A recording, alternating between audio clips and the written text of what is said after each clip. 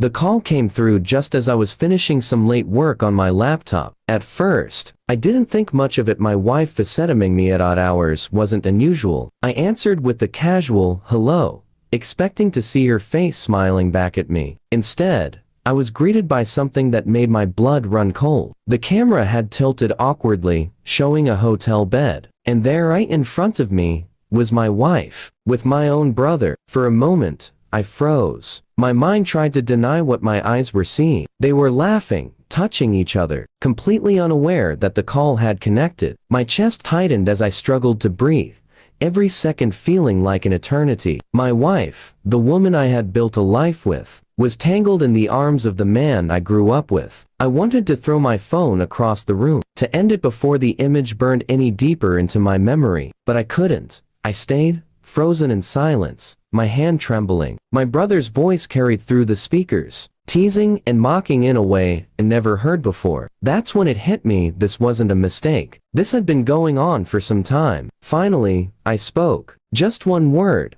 Hi. The laughter stopped instantly. My wife jerked upright, eyes wide with shock, while my brother's face turned pale. For a second, nobody said anything. The silence was louder than any scream. My wife stammered, trying to hang up, but it was too late. The damage was done. I had seen everything. I didn't shout. I didn't curse. I simply ended the call and sat there, my heart hollow. Rage boiled inside me, but alongside it came a strange clarity. They had betrayed me together, and they thought they were clever enough to get away with it. But now, they had handed me the perfect weapon. The next morning, I gathered all the evidence I needed, screenshots from the call, records of their messages that I managed to dig out, even old family photos that now looked like cruel jokes. I stayed calm, methodical. If they wanted to destroy me, I would make sure their world collapsed first. That weekend, I arranged a family dinner. Both my wife and brother were there,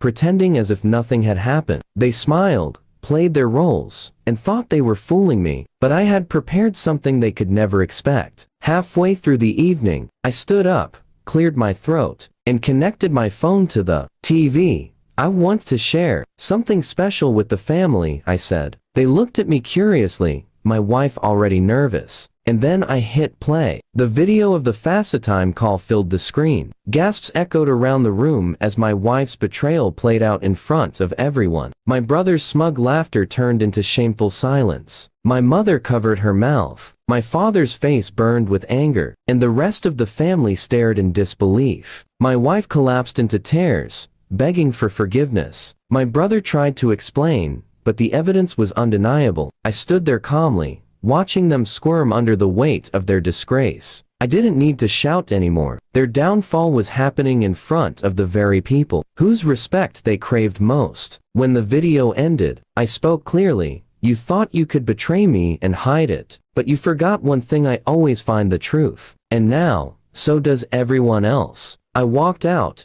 leaving my wife sobbing and my brother staring at the ground. I didn't look back. I had already contacted my lawyer. Divorce papers were ready, and as for my brother, he was cut out of my life forever. In the weeks that followed, the betrayal spread like wildfire among family and friends. My wife lost her place in my life. My brother lost the trust of everyone, and I, though broken, found strength in the justice I had served. Their shame became their prison. Revenge didn't heal my wounds, but it gave me closure. They destroyed my marriage and my trust, but in the end, they destroyed themselves far more. And that was enough for me to walk away with my head held high.